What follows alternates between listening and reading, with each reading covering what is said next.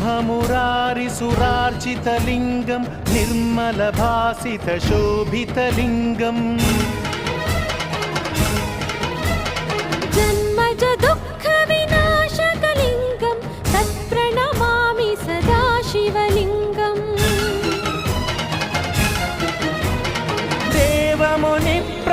देवमुनिप्रवरार्चितलिङ्गं कामदहनकरुणाकरलिङ्गं रावणदर्पविनाशकलिङ्गं तत्प्रणमामि सदा शिवलिङ्गम् सर्वसुगन्धसुलेपितलिङ्गं बुद्धिविवर्धनकारणलिङ्गम्